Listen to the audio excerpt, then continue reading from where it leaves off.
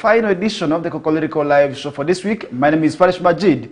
It's a great pleasure having you on board, starting off your day with us. It's always good to always start off your day from an informed point of view, because at the end of the day, if you make informed decisions, definitely somebody will know that you are an informed person. So to always have that information, it only happens here on West Nile TV. And I really want to start off with our discussion straight away with what's happening right from the region. Yesterday, we were able to see the Judiciary Service Commission also climaxing with their 4-day activity in Arua City, where they have been giving free legal aid to people of the sub-region. And I hope you, who was also a part of it, you must have gotten the right information, the right guidance from the team of 6 lawyers from the commission who have been in Arua City for the last 4 days.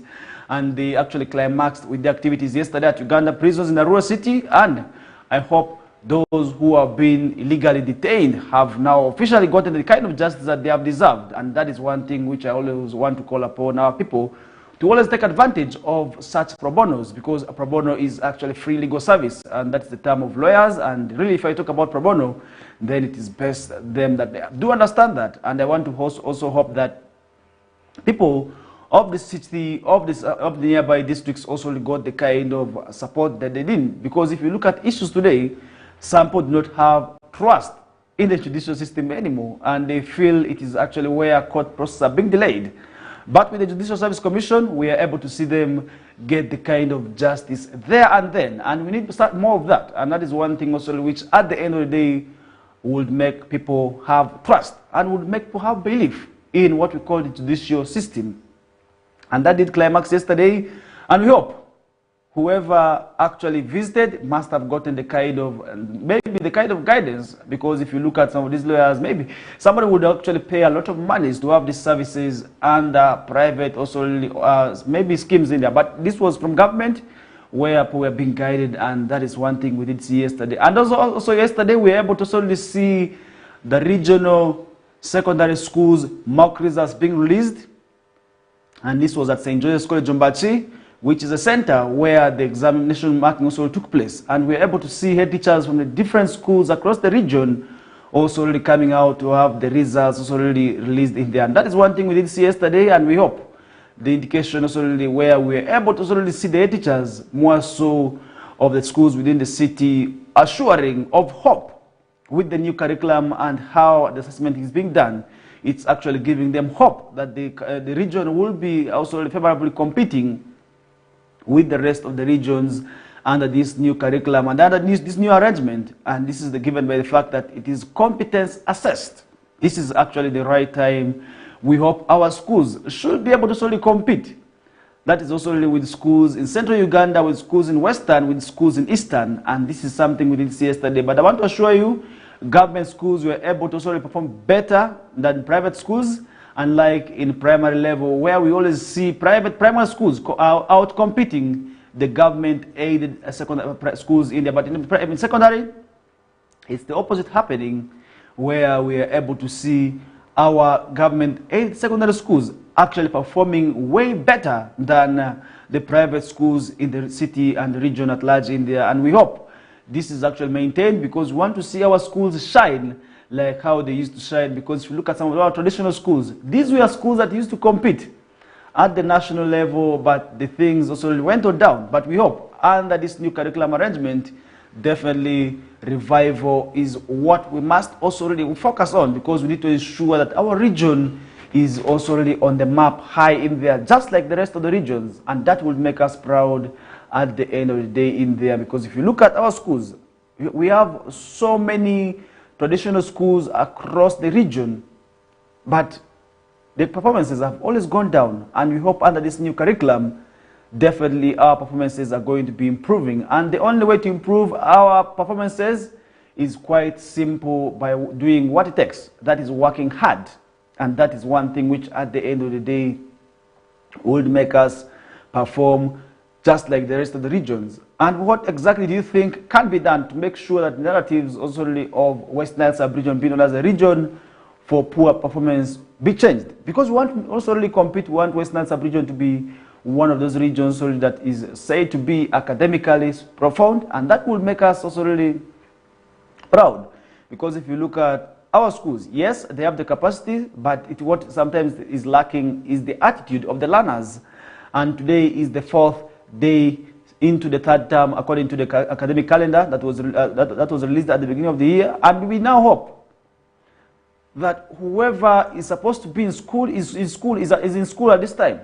But sometimes you realize that it is 4 days, learners get to report after 1 month. Shockingly, others even report after the term, almost the term is closing. But how do you expect such a learner to perform at maybe certain time when they're supposed to sit for certain exams? It means we need to ensure there's attitude change, and to change the attitude must start with me and you. And we have to work hard towards changing really the results.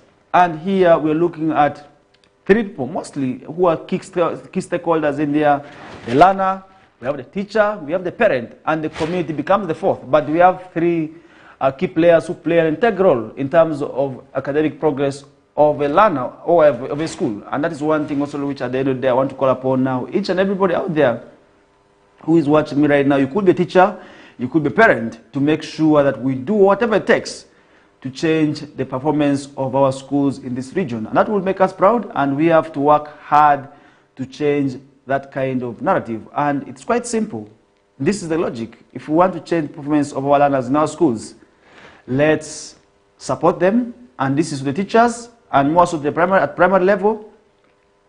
So the schools, as some of the teachers, are coming very far from the schools because the schools don't have enough staff quarters. So I think it will be very good if as parents, if as community members, we build for these teachers staff quarters around. It's quite simple. We may not wait for everything to come from government, because the resource envelope may not allow the schools also to have enough resources. And that means as community members, as parents, as OBs, as learners, we have enough to do when it comes to building accommodation for some of these teachers to also be residing within the school premises. There's a school in Arua City, which name I wouldn't want to mention, also really was suffering a result of that, where teachers had to sleep in classrooms. And what do you think would come out of a learner who sees a teacher emerging out of a classroom where he spent the night, or where he or she spent the night? Then it is quite absurd and quite embarrassing. So I think support the schools is actually the way to go, and that would make performance in the region improve. And I want to assure you, once we do that, the sky will definitely be the limit for us. And it's quite simple. Let's also engage with the school authorities. Let's engage with the school administrators to have the necessary support also for these schools in here. And that would also make our schools' performances change. And that is where we are going to be also really seeing our schools compete with the rest of the schools in the region. And that will make us proud, because people want always good things. I don't think if there's anybody who wants bad things. Yes, I don't think if there's anybody who wants to see bad things.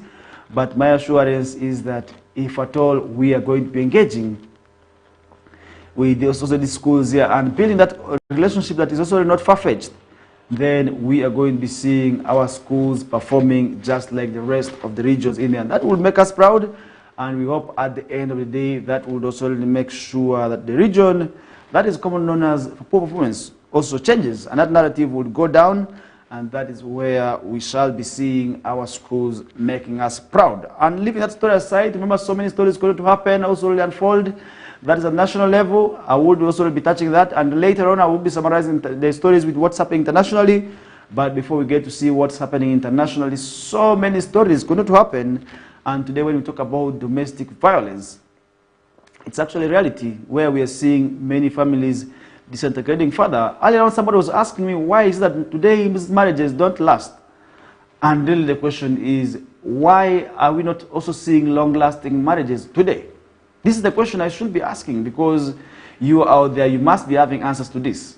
And I want to show you, in my own opinion, domestic violence, which is today very much rampant, is actually one of the causes. And now this does not spare anybody. And shockingly, there's a member of parliament from in the names of Namukuta who came out to reveal that she also already encountered domestic ordeal. And that is one thing also where she came to say her experience of domestic violence also in there. And that is where she actually came out to claim that they pulled out a panga for her. Quite shocking and quite embarrassing. It means we need to do something when it comes to ending domestic violence. And who exactly is going to be ending domestic violence? It is me and you to play a role. And this is actually where we are seeing a member of parliament that's from Kaliro district, who is actually the woman representative also in the names of Brenda Namukuta, who has revealed that also she has also been a victim of domestic violence. But how can we end domestic violence? Because we have had several campaigns to end what we call gender-based violence. But we are seeing these trends going up. If you look at the 16 days of activism, actually these days are entirely dedicated to talk about gender-based violence. But we are not seeing gender-based violence ending. What can we do to end this vice of gender-based violence in our society? How can we ensure that gender-based violence ends within our society? Because if you look at gender-based violence today, it's actually very much high. Many families are being disaggregated, and I want to show you that it is the children who suffer the most consequences of gender-based violence. Because usually we say, there's a saying in African context, that when two elephants fight, it is the grass that suffers. Yes, indeed, it is the children in this case who suffer when the mother and the father are fighting. And in most cases, it becomes quite complex. You will realize that the family will also want to make sure one party hates the other. You will find the mother talking totally bad things about the father. And in most cases, the children tend to go with the mothers. It means there you will see that the children are disintegrated. And how are we going to be raising children who are actually good when we're talking about bad things about each other? So I think domestic violence is never good. We need to join hands to end domestic violence, because now, according to information we are receiving, actually everybody is a potential victim of GBV. If a member of parliament can actually be also only one, then everybody is a victim of gender-based violence, a potential victim. And Ms. Namukuta made the revelation during the parliamentary session on September 17th, when lawmakers paid tribute, that's the late Rebecca Cheptegei, an athlete who died on September 5th after also she was set ablaze by her ex-boyfriend. And remember, this is actually one stories of gender-based violence that has actually been clearly manifested. If you look at the death of this athlete in the names of Rebecca Cheptegei, she's actually one of the stories of very other men, women, persons and women who are actually going through gender-based violence out there. And her also the stories could also lament on the kind of disagreements she had with the boyfriend. Unfortunately, the boyfriend also passed on, and that means really there's nobody to question on what exactly went wrong. And the property, which is usually believed to have been causing the fights, has remained.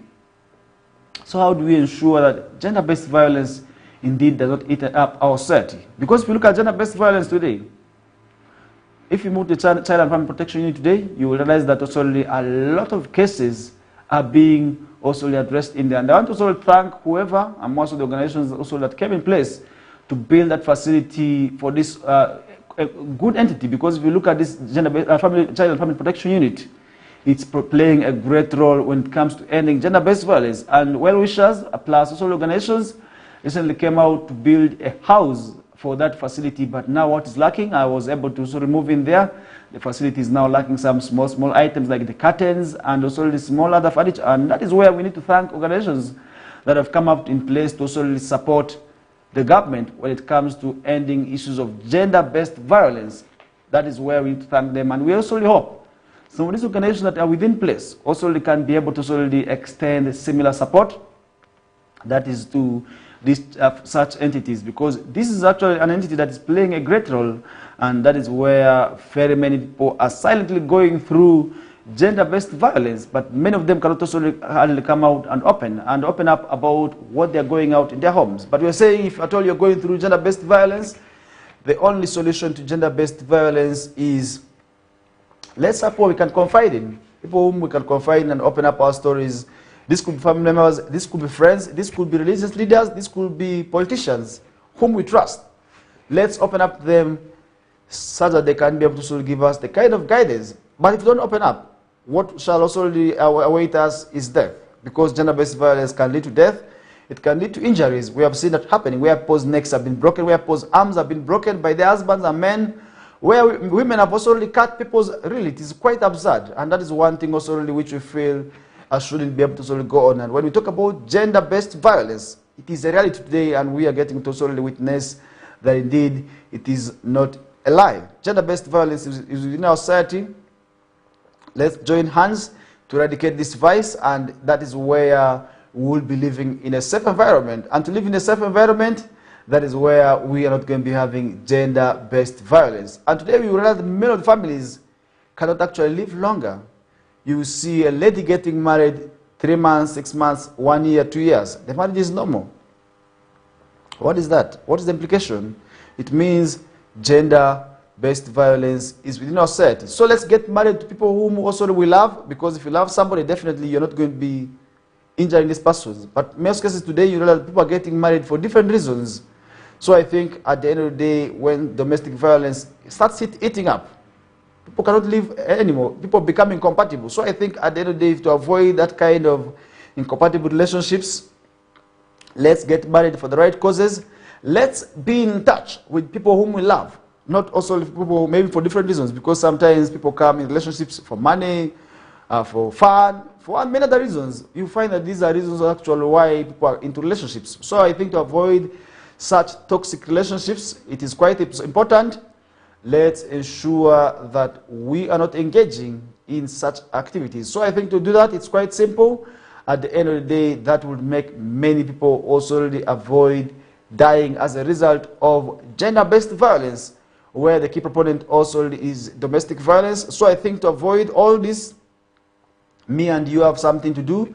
Let's also check on our relatives, because if we don't check on them, that would also be very bad. To those ladies who are going through domestic violence, please inform your relatives. Let them also give you room to come back, because we have seen domestic violence as a killer. Yes, indeed, it can actually lead to death. So I think for those who are going through a lot, let's receive them home. And this is also to the families, in most cases where we look at also our ladies, once they get married, we think it is done. But sometimes we forget about domestic violence. So I think my appeal is that let's give room for these people to come back. More so our ladies, our sisters, once they get married and things are not working out, let's receive them back home with also that kind of open hand. But in most cases, we receive them, and then after a few days, you start hearing statements, that is why you failed in your marriage. People feel they need to go back, because they cannot also contain what is at home here. So I think that is quite important for us to solely support these people once they are coming to our homes. And that is why we're going to be taking a short commercial break. And this is the KOKOLIRIKO live show on West Nile TV. My name is Farish Majid, and our final destination remains 9 o'clock. And after 9 o'clock, we shall be having the news bulletin with Fete Manuel, and thereafter the Lubara Mabi program with Eric Morris also will be coming. For those who do not also understand the origin of Lubara, and yet they are Lubaras, that is where you are going to be getting that kind of information. And then later on, we shall be having the Lembangea program and many, many other programs also coming through the due course of the day. So I think with that, all those programs are actually to keep you, first of all, informed, entertained, and educated as well. Because as West Nile Television, we hope to also really make you also really be not left out, because we want to also really ensure that you are captured in all angles and spheres of life. For now, we take a short commercial break. When we bounce back, we are going to be giving you more stories of what's happening nationally, and later on, to summarize, we shall be giving you international stories and what is happening in the world of sports. And now talking about what's happening in the world of sports, Arsenal last night was held in a goalless draw. We take a short commercial break.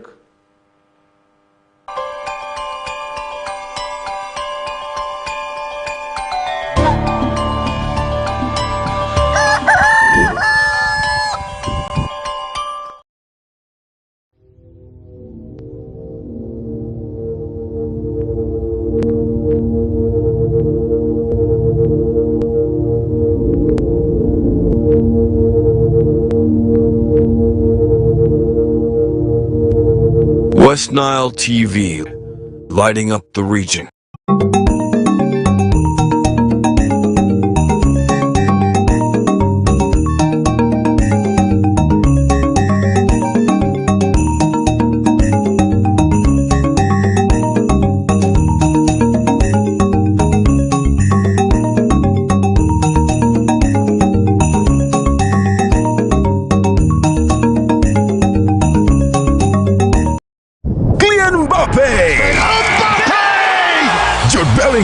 Vinicius Jr., Lamine Yamal, Antoine Griezmann. La Liga comes to Star Times. A wild celebration! The big big stars, the tiki-taka football, Real Madrid and Barcelona live in your living room. Real Madrid, a team of dreams! Catch all 380 games live and in HD on Sports Premium Channel 259 and Channel 246 starting this August 15th. Subscribe to StarTimes Classic or Smart Bouquet at 36,000 Uganda shillings to enjoy the football experience affordably. StarTimes Football and limited passion.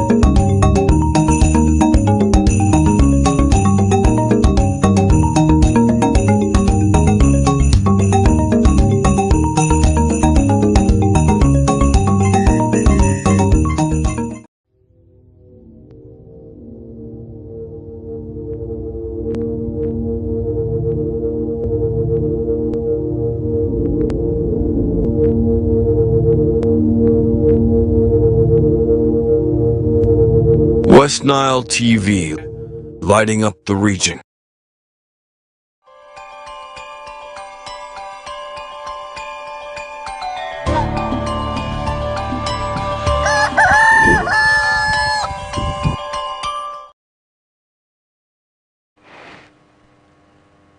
All right, welcome back. Hope you're still with us, and this is actually our second half of the first hour, and our final destination remains, of course, 9 o'clock. And now when we talk about development in the sub-region, many factors have actually been attributed to the other development, and now the leaders of northern Uganda are pushing for the rehabilitation of the road sector to support northern Uganda in there. And that is one thing which we hope also will be able to bring in development to this sub-region. If you look at the rehabilitation support, definitely has been lacking. But now we are saying, if at all, maybe the road sector was developed. Trust me, this will first of all aid the movement of goods and services. Because if you look at northern Uganda, I believe 99% of the persons here are using what we call the road sector. Because we don't have trains, we don't have a lot of boats. Because if you look at only one, we have only one ferry in Obongi. Then there's one that is being also developed, and that's on in Madiokolo. That's crossing from that's from Madiokolo. That is to Amuru. There's one also that is being developed in there, and we hope all this will be improving. That's on the road sector, maybe transport sector, but road sector is the biggest and the most used mode of transport. So I think in one way or the other, if at all government used and also put it as a priority, then we'll be able to also see development of the sub-region. Now local governments, also leaders in northern Uganda, are urging the government through the Ministry of Works and Transport to revise what we call the guidelines and the road maintenance grants to include dedicated funds for rehabilitation. Yes, it's quite important, and this is timely, and I hope at the end of the day this will be able to solely bring the development that we need in this region. Because look at the roads. If I can be able to mention some of the roads, yes, much as the government recently extended 1 billion, that is also under the road fund, to make sure that the rehabilitation of most of the roads is undertaken. But how sufficient is money? Because if you move over these roads, you will realize that they are dark and the marams have not been poured. So I think at the end of the day, this road is also with the kind trend of rains waves that we're having today. These roads are still going to be inaccessible because the works on them have not been sufficient enough. So I hope at the end of the day, the road sector is actually developed. What do you think about that? This is also to you as the viewer. How can government also be held accountable for making sure the road sector in this country is actually improved? Yes, and that is one thing also really at the end of the day, I hope we'll be able to solely address some of these issues when it comes to our road sector. And look at the roads. Yes, most of them have not been able to solely be to that maybe first class. Look at the marams. We talk about first class marams, but in most cases, the maram is not also really first class. So at the end of the day, that is where, when it rains, the vehicles are stuck. The road becomes impassable. People have to look for road on road. This is one thing also which is really quite absurd.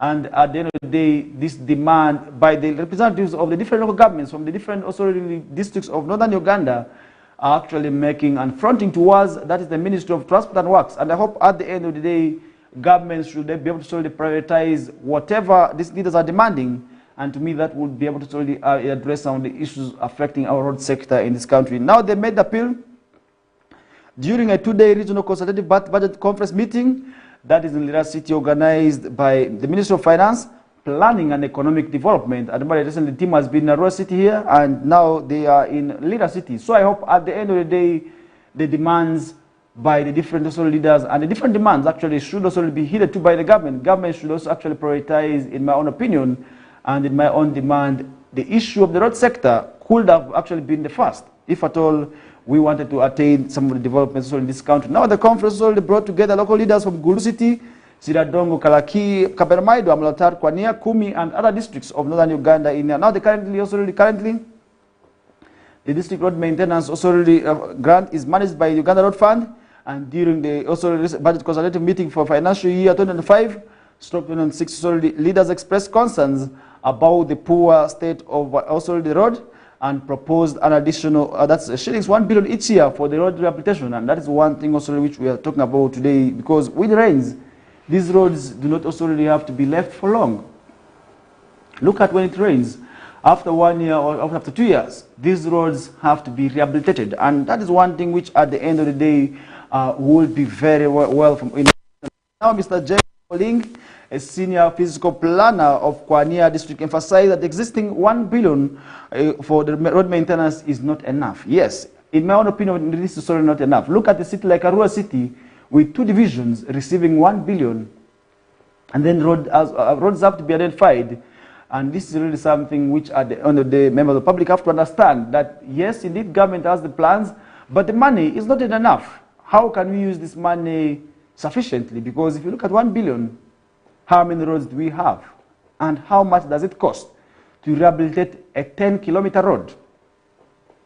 Yes, this is where people need to understand that this money is really indeed not enough. Now we did see Ms. Caroline Rose Adong, the Secretary for Finance and Administration, that is representing Gulu City, stressed the importance, that is, of prioritizing roads development, and she criticized the delayment of remittance of funds, which attributes solely to the deteriorating road conditions of this country. And that is where the leaders of northern Uganda are very much unhappy of. And we did see also Mr. Tagole Ali, Assistant Commissioner for Budget Policy, and also with the Ministry of Finance, assure that, and this also that the ministry is committed to reviewing the guidelines to accommodate these needs also in there. And that is one thing which at the end of the day will be very well. But how can we ensure that government actually prioritizes the road sector? This is one thing also we need to interest ourselves in, because if you look at the road sector, yes, we need to also ensure it's developed, because if it's not developed, then it is also really us who are going to be suffering the negative repercussions, because there's no movement of goods and services that will be moving smoothly. Imagine somebody moving with potatoes from Riki and has to come to a rural city on a bad road. By the time you're reaching the city to sell these goods, the goods are already spoiled. Imagine somebody coming all the way from Madiokolo has to come with fish up to a rural city. If at all the road is not well rehabilitated, the fish will go bad. What about somebody who is moving, let's say with Irish, all the way from Mbali, and has to come to Arua through the bad kind of road that connects Arua city to Pakwach? The Irish still will be affected. So I think government needs to prioritize the road sector, and if the road sector is developed, then we are going to be attaining the kind of development that we need in this region in there. And that is where we're going to be leaving that discussion aside, and we are still looking at some of the stories, and we hope at the end of the day, government will heed to the demand of the leaders. These are the leaders who understand what is exactly happening within their areas. Leaving that story aside, let's head in Soroti, where the councillors have now approved new market rates. That's for Soroti City Market. And at the end of the day, That is one thing also really we are seeing this morning, where Soroti City Councillors approved new rental charges for Soroti Central Market, aiming to resolve the ongoing disputes between city authorities and the vendors. And if you look at these markets, you realize that the kind of also extremism is not only with Soroti Central Market. What about Arua Main Market, where there's not been power? These are issues that government needs to also really investigate when it comes to these facilities, where billions and billions of money was injected also to have also the development and also accommodate the vendors in there. But to my dismay, sometimes you realize that what is happening within these markets is actually raising questions, and you raise doubts, and you really raise questions on what exactly could be happening in there. Now, the deputy mayor, that is for Soroti City, Ms. Juliet Ipaji, explained that the decision is intended to enhance Soroti City's also revenue collections, and she noted that the wild rates were initially approved and submitted to the Ministry of Local Government. Also, vendors requested more affordable options, and that is why today they have chosen to revise the rates. And I hope this also favors both the city council, who is looking for a revenue, and also the vendors who are looking for what to bring on table. Because if at all the rates are going to be high, many of these vendors, in most cases, who are the women, our mothers who are struggling to make ends meet, would also really suffer very much a lot in there. But we hope at the end of the day, that is where this will not be able to sort of go on. Now, as a result, the executive committee has submitted the harmonized rates for Ministry also of Local Government to consider in there. And that is one thing also at the end of the day that would be very much bad. We take a short commercial break. This is the KOKOLIRIKO live show on West Nile TV.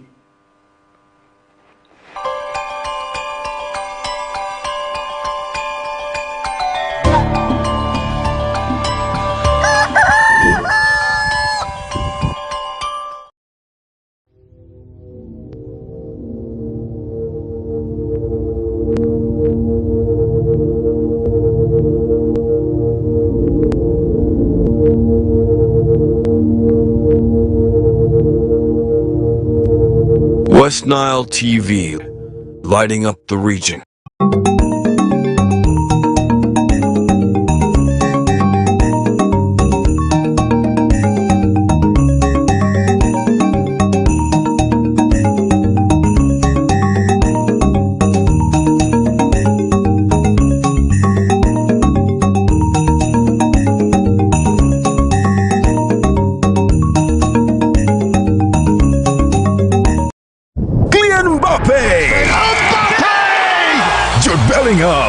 Vinicius Jr., Lamine Yamal, Antoine Griezmann. La Liga comes to Star Times. A wild celebration! The big stars, the tiki-taka football, Real Madrid and Barcelona live in your living room. Real Madrid, a team of dreams! Catch all 380 games live and in HD on Sports Premium, Channel 259 and Channel 246. Starting this August 15th. Subscribe to Star Times Classic or Smart Bouquet at 36,000 Uganda shillings to enjoy the football experience affordably. Star Times Football and Limited Passion.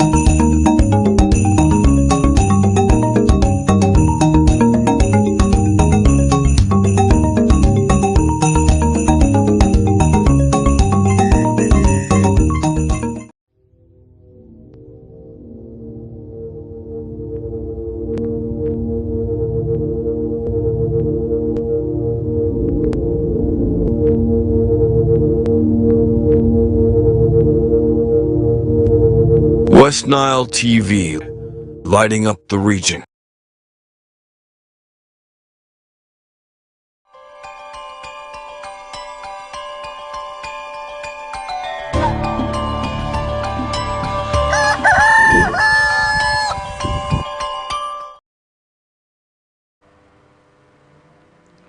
All right, welcome back. Today is the 20th of the month of September. In case you're just joining us right now, welcome aboard from wherever you're watching us from. It could be here within West Nile sub-region in parts of Arua district, Arua city, Nebi, Pakwach, Zombo, Madiokolo, Bongi, Yumbe, and other districts also in the entire West Nile sub-region. We are saying welcome aboard. We do not take it for granted that you are still with us, and want this opportunity to welcome you in great honor. Also really that we are going to be doing these discussions with you up to 9 o'clock. And earlier on we were talking about where councillors have approved new market rates for Soroti City, also really following considerations also really by the local government to also really hear what the vendors are saying. And I hope this does not also remain in Soroti City, where our councillors of Arua City are still also need to maybe copy examples from what is happening within also the councillors of also the Soroti in there. Because if you look at the main market, today we realize that a lot of issues already emerging in there, where people complain about power, where people complaining about other facilities. That's why you realize that the main facility also is lacking the utilization of the upper facility. But now we are having hope that with the return of the nursery school that is yet to get operational, we are going to be seeing also really that kind of issue developing, because now we have seen adverts of how the nursery school, the kindergarten, that is actually on top of the market will be operating, and we hope at the end of the day the vendors should be able to sort of take advantage of that. Maybe that would also really help market the facility up, because if you look at the facility up, it has not been having market. That's why you are seeing vendors prefer to be on the streets. But by yesterday we were able to sort of see implementation of the trade order, because many people are saying what happened with the trade order. They only implemented it for 1 month and they left also, and that is where we didn't see the return of street vending. But by yesterday we were able to solely see Arua City Council embarking on the trade order, where people's stores that had been on the streets have been again removed. But how can we make sure that the people get to understand that indeed the facility up would actually attract for them market? So I think reorganizing the market, in my own opinion, would be the best, because if you look at the facility, yes, indeed, the upper facilities may not be able to solely accommodate those who are dealing in textile, because our attitude as people of also of Uganda, because as Ugandans at large, we have a phobia of climbing upper facilities. For us, we love buying things from downer facilities, and to climb up is really something quite difficult for us, and we hope reorganizing this market, let's say foodstuffs should be up, then textile and other properties, for instance, that is being sold by the young people on the streets should also be put down. Yes, that would also be able to solely address the issues of failure by the vendors to actually go on to this market. So I hope that would also be also a solution to what we call street vending in the city. And that's one thing where we'll be leaving also that aside and still relating to what's happening in Soroti.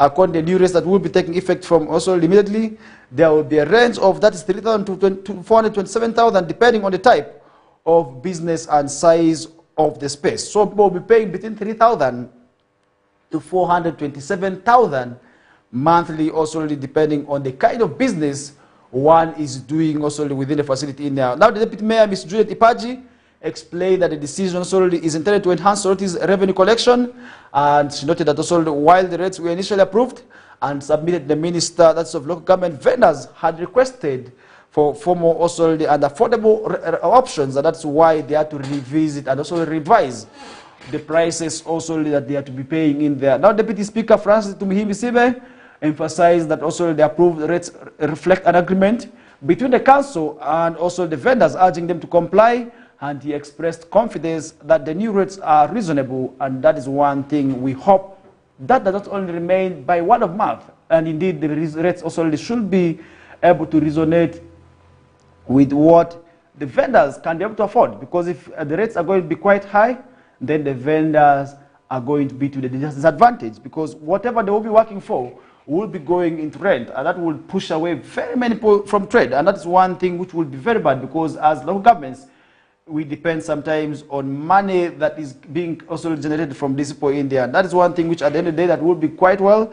And Miss Helen Grace Odeke, a market vendor, expressed her readiness to pay for this money, and that's also the approved, and she actually praised the council also for the agreement in there. Now the shilling 24 billion Sorority City market was built with funding that's from the African Development Bank, which is known as ADB, and was inaugurated by President Yoweri Museveni, the president of this country, in November of the year 2020. So now we are seeing it happening as it commenced operations in, that is 2021, with over 1,000 vendors being accommodated in there. And just like Sorority City Market, the same issues also will be going on. That's at the Arua main market, and we hope people of Arua City should be able to sort of learn something from what's happening within the people of Soroti. So I think that is one thing also at the end of the day that will be quite well for us to also expand on. Because if you look at the issues of street vending, trust me, street vending does not make us proud. I don't know how you can feel proud when you are seeing somebody engaging in street vending, but I want to say street vending is actually not right. But sometimes the young people are doing street vending because they have nothing to do, and that is the only mode of survival. Because people have to make ends meet, people have to eat, people have to clothe, people have to take care of their families, people have to pay school fees.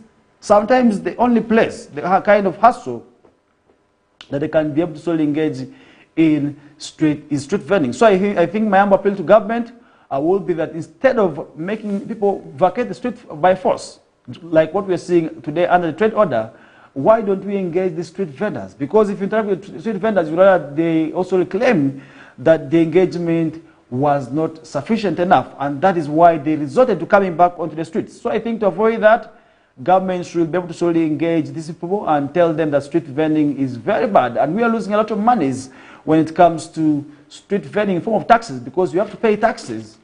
Yes, we have to pay taxes, and today the IFRIS that is being used also in some places may not be able to solely favor payment of these monies. And now when it comes to Arua City, where they're using the IRA system, for those in under street vending, may not be in position to also remit their monies, and that also proposal and also that movement in there. So it means many people would actually lose a lot of monies.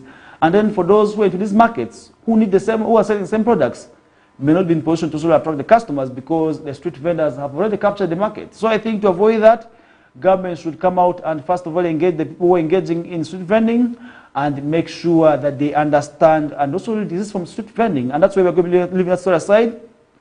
And looking at some of the stories, businessman Bitature loses bid to Absa's recovery of shillings 50 billion is another story that we are seeing right now in the papers, and this is on the Monitor, where the Commercial Division of the High Court has dismissed an application solely in which businessman Patrick Bitature had sought also to challenge personal liability of unpaid loan of about $13.5 million US, and that's only about 50.3 billion due to Electromax, and that is where he was actually calling upon court to block the bank from taking also his property. Now, in an application filed last year, Mr. Bitature noted that also whereas ABSA had sought to recover shillings 50.3 billion arising from a consent judgment of 2020 regarding indebtedness of Electromax, he was not also in the position also to guarantee that in the now in application that was also seen, ABSA had also earlier sought to recover that is shillings 50.3 billion. That is from Mr. Bitature as also a guarantor of that is shillings 15.3 million US as loan guarantor for Electromax, and also that's where the argument didn't go on well. And today many people are actually encountering a lot of challenges when it comes to loans. First of all, the loan payments. People who are giving loans are crying foul in terms of recovering these loans. Today, let's also look at both sides.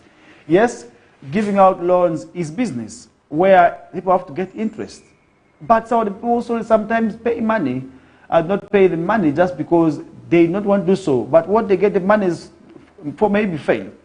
So at the end of the day, you realize that there's a lot of disagreements where court bailiffs have to come in and confiscate people's property, and the property has to be sold to recover the money which is as loans in there. But how can we make sure that people do not also really disagree when it comes to issues of recovering the loans? Because recovery of loans is where there's a big challenge. Let's interest ourselves with what's happening with the small organizations that are giving loans. The government recently came out to ban them from also really holding and withholding people's national IDs. because women who are in most cases who are the ones who borrow this money.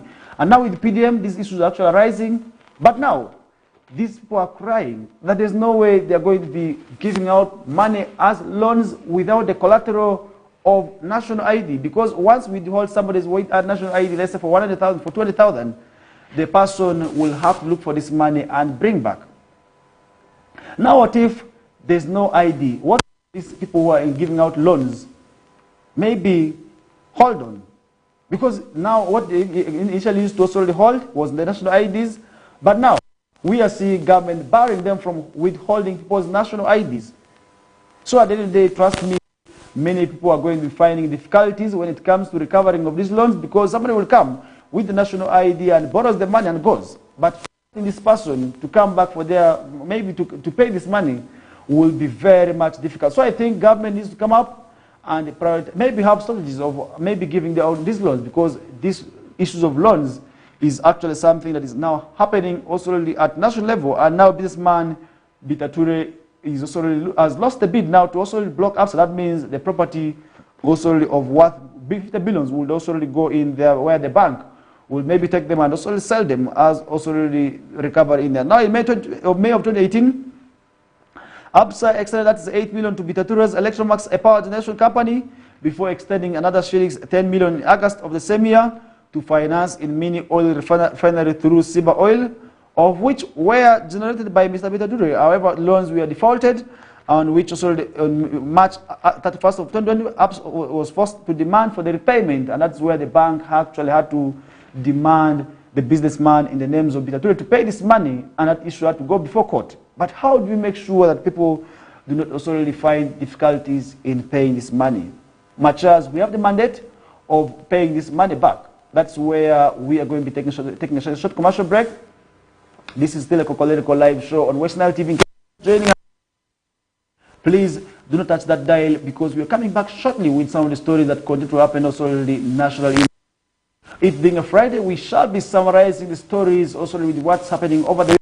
I want to show you that many games will be played over the weekend in there, and sometimes the league is also as well on. I will be touching also on some of the games that did go on last night and also yesterday, and I will be assuring you all that. That's where we take a short commercial break. My name is Farish Majid. Don't you go anywhere.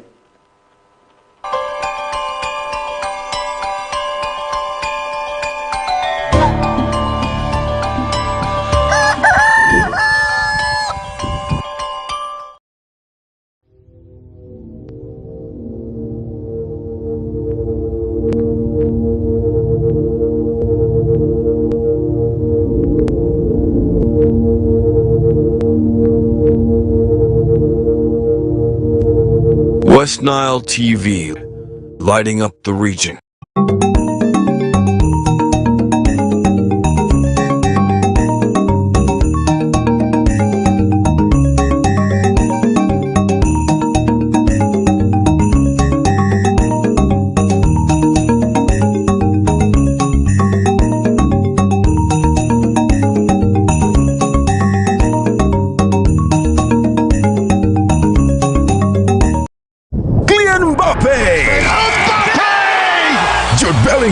Vinicius Jr., Lamine Yamal, Antoine Griezmann. La Liga comes to Star Times. A wild celebration! The big stars, the tiki-taka football, Real Madrid and Barcelona live in your living room. Real Madrid, a team of dreams! Catch all 380 games live and in HD on Sports Premium Channel 259 and Channel 246 starting this August 15th. Subscribe to StarTimes Classic or Smart Bouquet at 36,000 Uganda shillings to enjoy the football experience affordably. StarTimes Football and limited passion.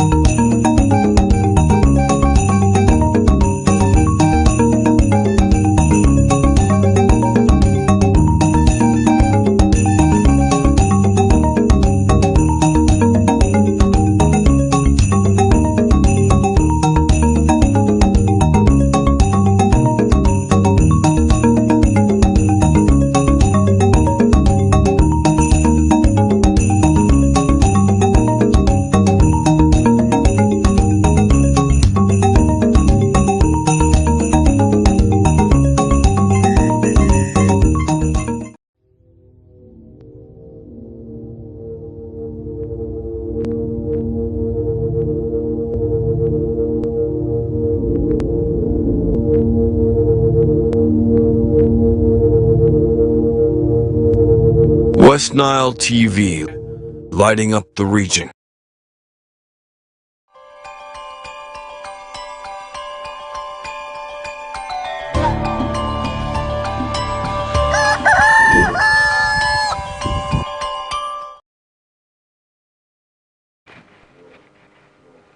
All right, welcome back. We are 3 minutes after 8 o'clock, and it's a great pleasure having you on board this morning. In case you are just joining us in our second hour, you're most welcome.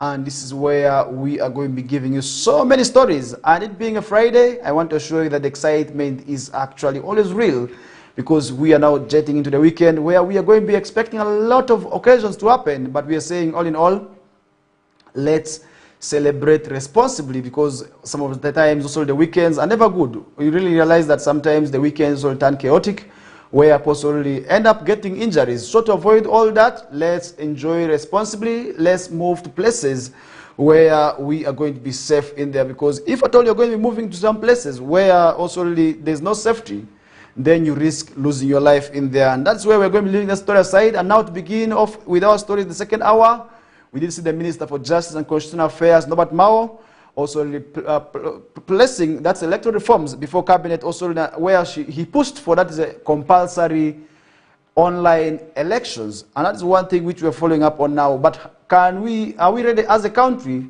for what we call electronic voting systems? These are the questions somebody also may be asking himself out there. But now I can assure you, the Minister for Justice and Constitutional Affairs, that is Honorable Norbert Mao, has confirmed the significant electoral reforms that have been also tabled before cabinet, with plans that is also to present them to parliament soon. And these reforms are already aimed at improving transparency and fairness in Uganda's electoral system come 2026. This is one thing also which we are following up on, because if you look at 2026, we are counting down 15 months now. But are we ready for such electoral reforms? For instance, voting electronically. How many of the voters out there understand how to vote online? Yes, in most times, let's look at that, because most times not everybody votes. But in most cases, it is the youth and the women who are the most voters, and elders perhaps.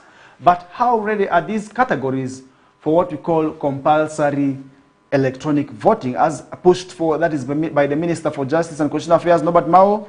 I hope these reforms are actually realistic. So these reforms aim at improving, that is also really transparency and fairness in Uganda's democratic systems. And in an interview with journalists, we did see Mao say that these reforms are being demanded by the public, and we have already tabled them before the cabinet, and we are looking forward to present them before parliament. And that is where we shall be seeing parliament now debating on this, and we hope this is actually quite good. But how many people have digital knowledge? Because to vote electronically, I believe there should have been what we call digital literacy. But how many people are actually literate when it comes to issues of digital usage? And how ready are we also maybe World Campus with technology? Because many times you realize that with the internet also that is being shut down during election period, how ready is the world? And how ready is the country for what we call electronic voting system in there? Now that's one thing we did see, and among the key proposals is the introduction of compulsory electronic voting system that is being presented by Norbert Mao, a measure Mao believes will enhance trust in the voting process. Doesn't that mean that we are not also trusting the paperwork which we have been seeing? Yes, we're moving to a digital world, but are we ready as a country for that? Because moving digital is actually the way to go. And whether we like it or not, there's no way we are going to be running away from technology. But the question is, are we ready for digital elections? These are the questions that we should be asking ourselves out this morning in there. Because if you look at the key proposals, that is also among them. And among the key proposals, that is also it. And the minister added that also the electronic voting system would also assist in tallying results, as each vote cast also would be captured immediately, reducing the risk of ballot tampering during transportation. That is the 12 tally centers in Mao's research indicate that Ugandans have more confidence in the results announced at polling stations than those released at tally centers. And that is one thing which we did see coming out from the Minister for Justice and Constitutional Affairs. And that is not the only demand in these reforms, and there are also quite many, and among others which include banning fundraising activities during electoral campaigns, to curb what we call financial influence. That means if you don't have the money, there's no way you're going to be going, let's say, to FETA and ask FETA also for money, and that would also be very bad, because if at all you want to aspire, maybe as an MP, there's no way you are going to be financing and also soliciting for resources from maybe Bonnie, from Sophie. There's no way you're going to be doing that, because if you're going to do that, that's also going to be against the law in there, and that means financing, or what we call fundraisings, will not be allowed under this new also development here. Now, secondly, there will be regulating freedom of speech and assembly during addressing on conduct also of campaigns and public events. That means regulating of, there's no way you're going to be attacking somebody under this new development. Is this also really very bad? Because we have freedom of speech. But that also really, under this new development, there will be no also really that there will be regulations. And thirdly, there will be also introducing stricter measures against public servants engaging in political activities, because as a public servant, you will be having stricter punishments for engaging also in also what we call this electoral commission. And finally, there will be also limiting military involvement in elections, recurring concern also in previous electoral circles. That means we're not going to be seeing the bombers also being packed when also elections is happening near the tallying centers. That means we're not going to be seeing army men deployed around the polling stations, as many people have actually been able to also raise a lot of issues, because if you interact with people, they will tell you that the interference and the influence of the military during electoral process actually is affecting democracy, because people vote with fear, because they think it is war. Imagine where you're seeing Mambas, you're seeing army men with machine guns. So I think all that under these new reforms is going to be normal. And during voting, we shall be expecting the soldiers to be at the barracks. And that is also the one thing which under this new development would be also quite important in there. Now, Mr. Mao admitted that there has been some what we call resistance to electronic voting within the country, but he remains confident the consensus will be reached at, and we shall be accepting this as a country where elections will now be done in an online way. But how many people have smartphones? How many people can afford data during election period? These are the questions which I feel need to run before our minds, so to have an impact on whether we are ready as a country or not. That is one thing also which we feel should be able to address in there. Now, the tabling of these reforms is seen as a positive step.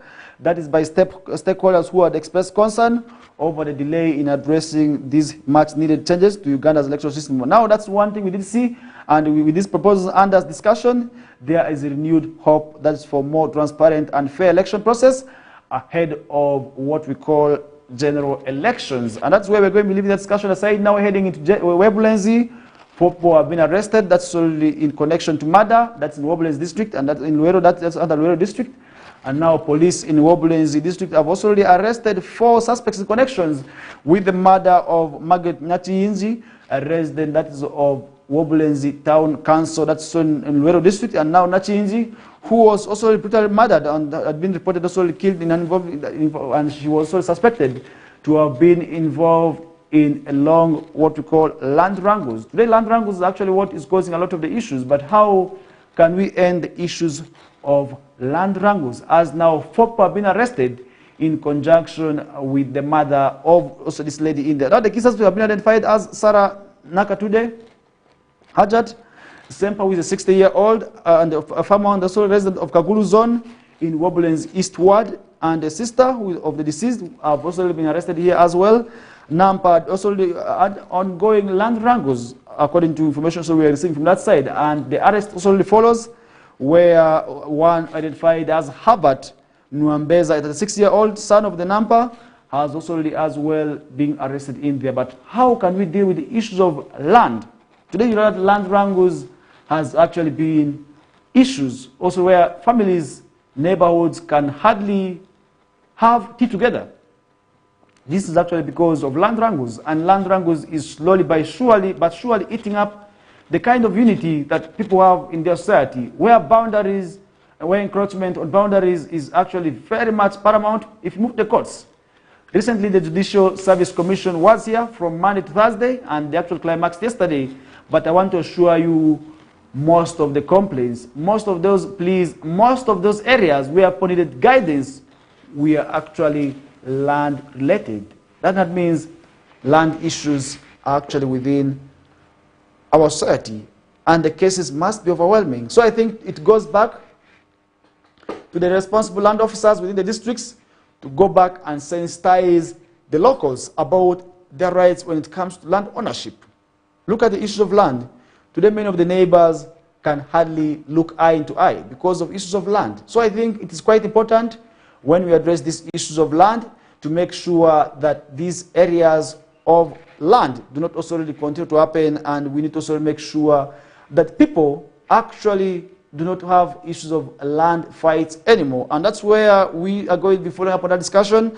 And the suspects also who have been arrested in relation to this murder are currently being detained. That's at Luero Central Police Station, as investigations into the matter are yet continuing. We hope justice shall prevail. If at all they are innocent, they should be freed. If at all they also found guilty, then let the law take its course when it comes to addressing these issues in here. And that is where we are going to be following up on that discussion. And that's where we're going to be leaving that discussion aside. But trust me, the issues of land are not stories, and these are not stories that also which we're just talking for formality, but these are reality. These are issues that indeed are happening within our areas of location, or within our areas of jurisdiction. So I think it's quite important for us to join hands and end the issues of land wrangles, because many families are being distorted and many people have also been torn apart when it comes to issues of land wrangles. And that's where we're going to be leaving that discussion aside. And now recently we did see government of Uganda and the Ministry of Works and Transport, where Minister General Katumba Wamala recently came out to announce that Karuma Bridge will be closed totally for another 3 months, which will be taking effect from Monday. But I want to assure you that many persons who have been in transport sector are already complaining. But now we're also seeing the Uganda Wildlife Authority issuing guidelines for motorists also already traveling through Murchison Falls Park. That's another story we're seeing right now, where Uganda Wildlife Authority has also issued new guidelines for motorists also passing through Murchison Falls National Park. And that's where the bridge for now has been closed temporarily. That means they have to use alternative roads. And now during this period, we are seeing also the vehicles using alternative routes through passing also through Tangi and Bugungu, also gets via Bulisa Town Council, will be exempted also from paying entry fees. However, others will still be required to pay. However, that's only where gates remain exclusive to tourists, and motorists already entering through the gate will be charged. And also the standard park also charge fees as per UA's tariffs. And Uganda Wildlife Authority also again asked motorists to consider using other routes, such as the Masindi Port Ferry, or the ferries also along the Luero Nakasongo Lakafu Road, and that's also is transport. And today you realize that most of the vehicles also that initially used to pass through Karuma now have to pass longer. Look at vehicles that because if you look at Karuma, this is actually the gateway to northern Uganda. Whether you like it or not, you cannot pass through northern Uganda, except maybe Karamoja. But still, you still have to pass through Karuma to connect northern Uganda, because that is where you're going to be having your entry to actually sub-region, to Lango and West Nile. So I think that is where we are slowly going to, and we expect government to actually develop this bridge within the stipulated period of 3 months. Effective Monday, we are going to be seeing that bridge be closed officially for 3 months, where government will be doing rehabilitation of it. And we hope at the end of the day, once these works are complete, we do not want to hear stories of accidents where vehicles are plunged into rivers, into the river, and that would also really make sure that people also really do not die in there. Because if you look at the falls, many people have lost lives. Buses, trailers, and small vehicles as well have always plunged into that vehicle, into that falls. Many people have died in there. So I think if at all government also puts up stronger guardrails, that will be quite well, because the guards have not also been that effective. So I think to put more effective guards, that would be quite well. And now that's only where we are seeing UA now issuing out new guidelines for now, where people have been passing through the park. And now the park operates, that's from 7 a.m. to 7 p.m.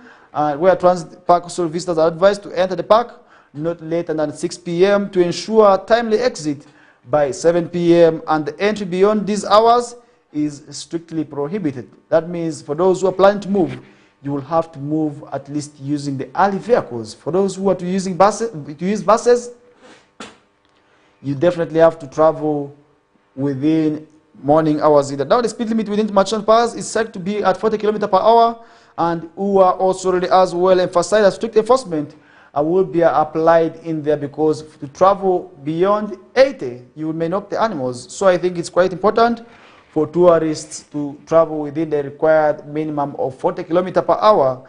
And motorists caught or speeding off will face immediate actions, where they will be fined 100,000 in the event that vehicle accidentally kills wild animals. They will be paid, that's already a sum of about 500 US dollars. Permanent loss will be imposed. And in addition, the motorists are reminded not to limit also within the park, within also 100 fine violators, and unnecessary also hooting is also already not allowed. That means for those who are actually traveling and set to travel within this park, avoid be caught off guard, because ignorance of the law is no defense. So I think now you have the information, utilize it very well, share it with the rest of the drivers so that they're not caught off guard. And that is where, if I told you, be caught off, maybe over speeding, there's no way you're going to be saying, I didn't know that I had to travel within the required 40 km per hour. So I think it's quite important.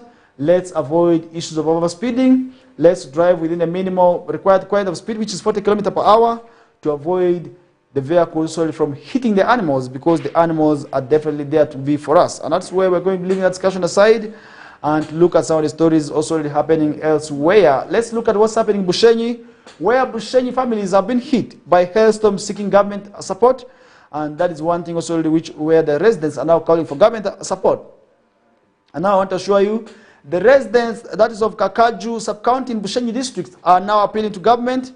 That's for support after countering losses. That's from the hailstorm that destroyed their plantations and gardens in the area. This happened on Tuesday evening, where the villages of Nombe A, Nombe B, and Kigondo B and Kitoga B were severely also impacted by a storm also which began at around 4 p.m., leaving also many post gardens being destroyed. Now they also ravaged banana plantations and gardens of cassava, coffee, tea, leaving over 700 families in loss after also their gardens were being destroyed. In the affected families are appealing to government for support. That's also specific seedlings for replacing the destroyed food items in there. And that is one thing which we hope government, under the Ministry of Disaster Preparedness, which is actually the sole entity that is to ensure that such disasters are actually addressed, may be in position to also reach out to these farmers with the kind of seedlings that they require. Because if you look at these hailstorms, you know that hailstorms destroy a lot of issues. Recently it happened in Arua district, where post gardens of banana were not spared, post houses were destroyed, post trees were being uprooted. So I think hailstorms are really not quite well. And Batesi Boaguma, a resident of Nombe A, described the extent of the damage and said the hailstorms were overwhelming and all our plantations were wiped off, and this is the second time they are witnessing hailstorms in the area. But how can these people also really avoid the hailstorms? It's quite simple. Let them plant more trees so that solely when this kind of wind is coming, the trees will be in position to hold. So I think let's avoid cutting down trees, because in most cases these hailstorms also sometimes emerge as a result of the trees that we cut down. So I think that's quite important, where at the end of the day, people should be in position to avoid these hailstorms. And that is where we are going to be leaving the discussion aside with. And I hope at the end of the day, people get the kind of maybe knowledge that they want when it comes to protecting themselves from the hailstorms, because hailstorms actually can lead to destruction of property, where people's houses can be destroyed, where people's buildings can as well be not spared. In now, local environmentalists have attributed the disaster to environmental degradation that is already in the area, where Abiaz Mugizi, the LCT chairman of Katunga, said it is mostly very little rain that with also the kind of wind that destroyed their crops also in there. Now, Lauben Kananga, the LC3 chairperson that's of Kakangu sub-county, confirmed that this was the second hailstorm in the region since also already September 7th of this year, with over 700 families affected across the 4 villages. And Vincent Katate, senior environmental officer for Bushenyi district, linked the disaster to the ongoing degradation of the environment. That means tree cutting is actually contributing to what we call environmental degradation. So I think let's all avoid that. Instead of cutting down the trees, let's plant more trees, and that would also really spare ourselves also really from engaging also really and suffering also really as a result of the hailstorm that also is being destroying also our crops in there. And that is also one area at the end of the day that will be quite bad for us to sort of witness, because hailstorms really play a great role when it comes to issues of also environmental degradation in there. That is where we need to also embark on and hope we not also ensure that our crops are as well destroyed. Now the families are now anxiously awaiting government intervention as they work to also recover from the devastating impact of the environment in there. That's why we're going to leave that discussion aside, as we are just left with 7 stories to wind up this half of the show, and that's where we shall be coming with our final hour, where we also need to look out at some of the stories happening internationally and nationally in there, and as well as what's happening in the world of sport. But for now, we are still continuing with stories also already happening across the country. Now that's also where we need to also look at where the UN report warns of growing violent extremism threat in Uganda. That's already a signal that we are heading for also a violent extremism. But are we ready for that? Given the fact that we are getting closer to the 2026 general election with just about 15 months. Are we ready as a country? Now the government has reaffirmed the commitment to combating terrorism and violent extremism, emphasizing that peace, security, and defense are crucial for sustainable economic growth and national unity also in there. Now the pledge was reiterated during the President of Rapid Threat Assessment Report on violent extremism at the Imperial Royal Hotel in Kampala, and the report presented solely by Professor Abdul Katende identifies key trends in violent extremism, outlines what we call vulnerabilities also in the high-risk communities, and provides recommendations solely to targeted interventions. And we see Lieutenant General Joseph Masanyufu, the permanent secretary that's solely for the Ministry of Internal Affairs, stressed that economic progress solely cannot occur amidst the instability, and that is one thing we did see happening in there. But as a country, how are we ready for such indications and such warnings? And we did see also him pointing that the government proactive measures, including the establishment of the National Counterterrorism Center and implementation of what we call the Preventing and Counterterrorism Violent Extremism Strategy and Action Plan, already in plan, to make sure that the kind of violence that we are awaiting, maybe foreseeing, does not indeed happen in there. Now reflecting on Uganda's history of terrorist attacks, Masanyufu cited also that the tragic bombing of Kichwamba Technical College in 1998 claimed over 90 students, and as a reminder of enduring threat, they are looking forward to also avoid such maybe encounters. Now Susan Amondo, the United Nations, that's the resident coordinator, acknowledged that the United Nations integrated approach to addressing violent extremism is actually in place to make sure that such does not also happen in there. And that is one thing which we feel people should be able to solely avoid in there, because if you look at all that, then definitely you realize that a lot of that is happening within the society. And that's where we're going to be also leaving that story aside and to look at some of the stories happening elsewhere. I want to assure you that so many stories happen and still are going to also happen in there. When we talk about also Mpox, recently the country has been talking about the Mpox, and now Mpox cases double, and that's also where we're seeing Kampala metropolitan area hit hardest also in there. And that is one thing for those who are moving in Kampala. You should be able to solely be very much cautious and vigilant of your health in there. Now the number of confirmed cases of Mpox in the country also has doubled in 8 days, according to statistics that's from Ministry of Health, and that is where as of September 17th, the cumulative number of confirmed cases reached, that's 22, up from 11 cases reported this year. But now are we ready for also these cases of Mpox? Because if you look at Mpox, we were also talking about it's emerging from the neighboring country of the Democratic Republic of Congo. But we are seeing it also happening. Now the cases have risen, and where they have doubled from 11 to about 22. But that means there's something we need to do. And the 5% of cases were registered in the Kampala metropolitan area, in the districts also in the districts of Akiso and Mukono, not forgetting Kampala in there. Now according to the Ministry of Health Statistics, Kampala has also the highest cases of about 6, followed by Kasese and Wakiso, with also reporting 3 each. Amuru, Nakaseke, Nakasongola, Kagadi, and also the Mukono districts have also each cases, and where they have also reported 1 case each.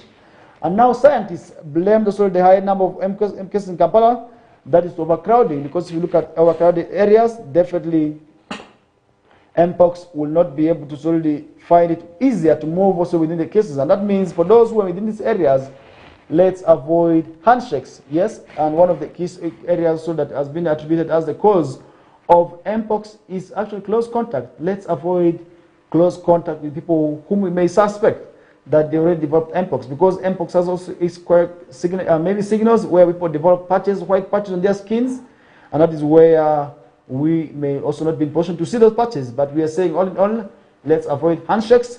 Let's avoid also getting close contact with persons who may be having the mpox, and that would also help avoid and spare our lives from also getting the mpox cases in there, because mpox is really a disease which many people call as monkeypox. It's actually a disease that many people also can also be able to maybe see and maybe avoid. And the lack of deaths reported in Uganda may indicate that the patients are being managed well, and monkeypox can actually lead to death, and that's where we need to avoid ourselves from dying as a result of monkeypox, because monkeypox is really a disease that is quite embarrassing. Where your skin develops white patches, and today it also encounters stigma because people can be stigmatized as a result of monkeypox as well in that. Now the ministry also noted that that 7 people have so far recovered, while 2 are still also admitted as in hospital, leaving questions about where about the 13 people who are also said to be suspects of also the monkeypox. Now Dr. Chobe said they don't have evidence that there is any community spread also of the virus disease, but they are yet following up on this disease and to see that this disease is controlled. Now Mr. Emmanuel, the spokesperson that is also of the Ministry of Health, say that they have also the situation under control, where they will be doing whatever it takes to ensure that monkeypox does not spread in the country. For those in the neighboring country who are also within the border districts of DRC and South Sudan, this disease is actually coming from these countries. Let's ensure there is vigilance at the entry points and to avoid ourselves also contracting this disease. That's where we're going to be ending these discussions for this hour. And when we get back, we still have lots more to discuss with you up the hour of 9 o'clock. And after 9 o'clock, that's when Feta Emmanuel will be coming through with the AOL News Bulletin. And thereafter, the Luke Baramabi will be coming also shortly with Eric Morris, and many other interesting programs still shall be coming your way in this day. For now, we take a short commercial break. And when we get back, we are going to be giving you what's happening internationally and also what's happening in the world of sports. Thank you.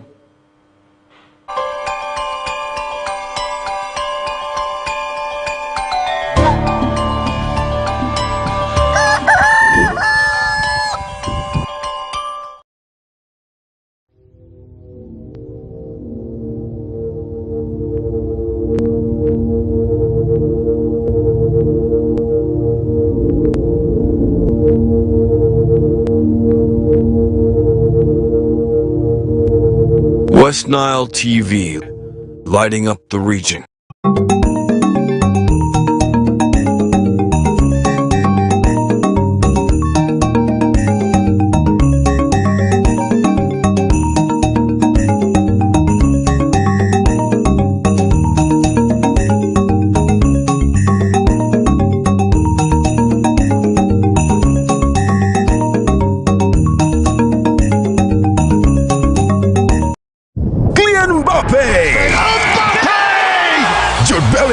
Vinicius Jr., Lamine Yamal, Antoine Griezmann. La Liga comes to Star Times. A wild celebration! The big stars, the tiki-taka football, Real Madrid and Barcelona live in your living room. Real Madrid, a team of dreams! Catch all 380 games live and in HD on Sports Premium Channel 259 and Channel 246 starting this August 15th. Subscribe to StarTimes Classic or Smart Bouquet at 36,000 Uganda shillings to enjoy the football experience affordably. StarTimes Football and Limited Passion.